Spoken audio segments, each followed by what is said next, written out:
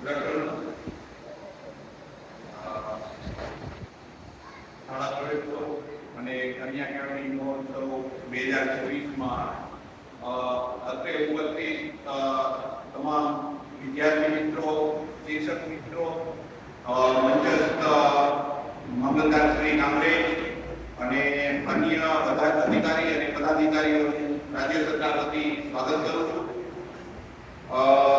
સૌ પ્રથમ તો ધોરણ 8 ઉત્તીર્ણ કરીને ધોરણ 9માં પ્રવેશ મેળવનાર, ધોરણ 10 ઉત્તીર્ણ કરી ધોરણ 11માં પ્રવેશ મેળવનાર તમામ વિદ્યાર્થીઓને ભવિષ્ય માટે શુભેચ્છાઓ પાઠવું છું અને રાજ્ય સરકારની રાજ્ય સ્પર્ધાત્મક પરીક્ષાઓમાં સારું પરફોર્મન્સ કરી અને સન્માન મેળવનાર તમામ વિદ્યાર્થીઓને અભિનંદન પાઠવું છું.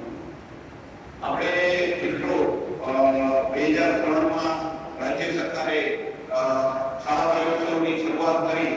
એના આજે 23 વર્ષ પૂર્ણ કરી આપણે 24મો શાળા પ્રવેશો અને કન્યા કેળવણી મહોત્સવ ઉજવી રહ્યા છીએ. શાળા પ્રવેશો અને કન્યા કેળવણી મહોત્સવનું મહત્વ છે. મિત્રો, કોઈ પણ રાષ્ટ્ર છે ત્યાં એ રાષ્ટ્ર ફક્ત જમીન કે ત્યાંના અન્ય ભૌતિક સંસાધનોથી નથી બનતું, પણ ત્યાંના માનવ સંસાધનથી રાષ્ટ્ર બને છે.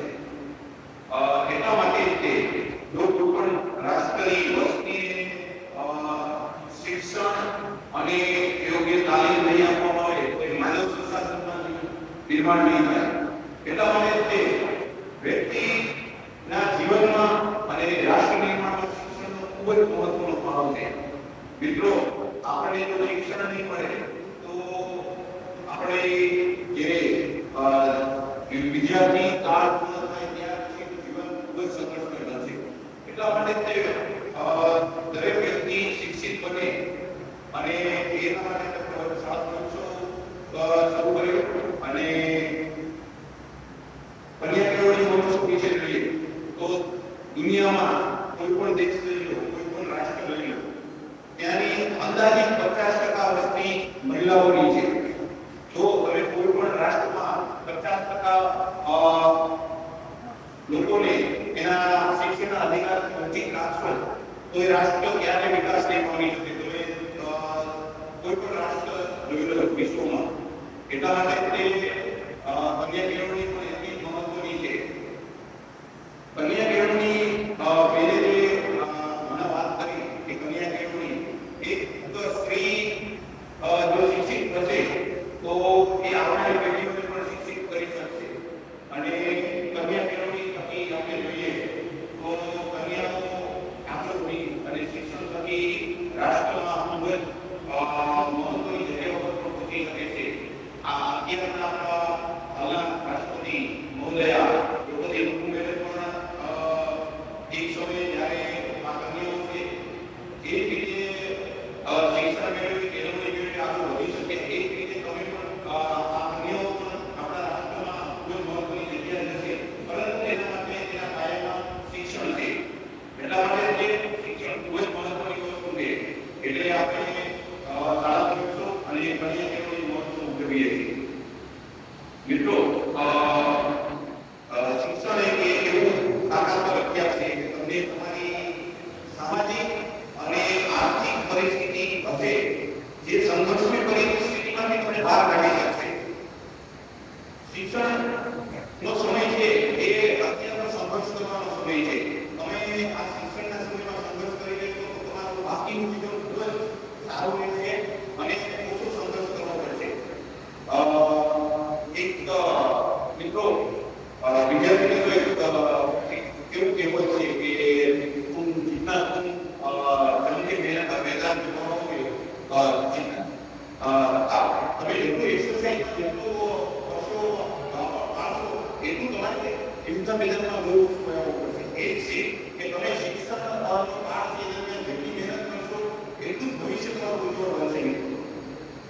હવે વિદ્યાર્થી મિત્રો, તમે તમને બધાને મારે એક સૂચન કરવા છે કે તમે ઉંમરના એવા તબક્કામાં અત્યારે પ્રવેશવા જઈ રહ્યા છો જ્યાં તમને નકારાત્મક ઉર્જાઓ વધારે આકર્ષશે.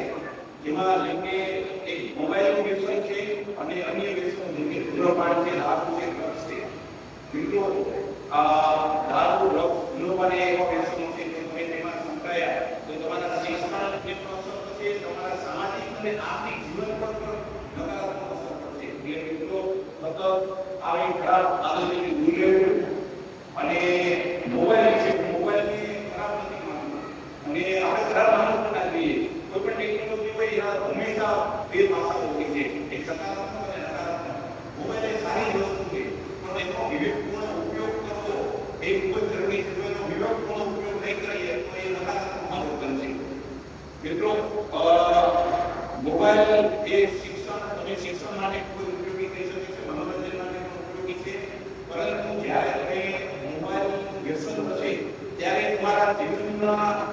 અભ્યાસ અને અન્ય મનોરંજનનો મહત્વનો સમય તમારી પાસેથી ચોરી લેશે. એટલા માટે મિત્રો મોબાઈલનો ઉપયોગ કરો, ખૂબ જ વિવેકપૂર્વક ઉપયોગ કરો અને મોબાઈલના કારણે અન્ય જે એમાં સાયબર સાયબર ક્રાઇમ છે એનો ભોગ બનતા પણ બચો. એના માટે પણ તમારે અવેરનેસ કેળવવી પડશે. અને હવે આગળ અત્રે ઉપસ્થિત જે વાલી છે અને ટ્રસ્ટી મંડળ છે એમને એક બે સૂચન કરીશ કે વિદ્યાર્થીઓ જે વિદ્યાર્થી અભ્યાસમાં રુચિ રાખે પરંતુ વિદ્યાર્થીના પરિવારની આર્થિક સામાજિક પરિસ્થિતિ એવી હશે કે અભ્યાસ કરવો પડે. જ્યારે વાલી મિત્રો હંમેશા વાલી અને માતા પિતા પોતાના બાળક માટે હંમેશા તૈયાર કરતા હોય છે. તો તમારે સંઘર્ષ કરીને તમારા બાળકને સારું શિક્ષણ આપવાનું છે. તમારે રોજ સંઘર્ષ કરવો પડશે તો તમારા બાળકનું ભવિષ્ય ખૂબ ઉજ્જવળ હશે. આપણે ટૂંકા ગાળાની જે સગવડતા છે એને જતી કરી અને લાંબા ગાળાના જે સુખ છે એ તરફ આગળ વધવું પડશે. અને પ્રશ્નીકરણને એવી વિનંતી કરીશ કે કોઈ પણ બાળક એના સામાજિક આર્થિક કારણોસર શિક્ષણ છોડીને જતું હોય તો તમે આ સંસ્થા 100 વર્ષની જૂની સંસ્થા છે. મને જાણવું પડી છે વાત કરી તો જો આપણે 100 વર્ષ જે શિક્ષણ છે તે તમે આ રાષ્ટ્રના યુવાઓને શિક્ષણ આપવાનો જે ફાળો આપ્યો છે અને હજુ સતત વર્ષો સુધી તમે ફાળો આપતા રહો.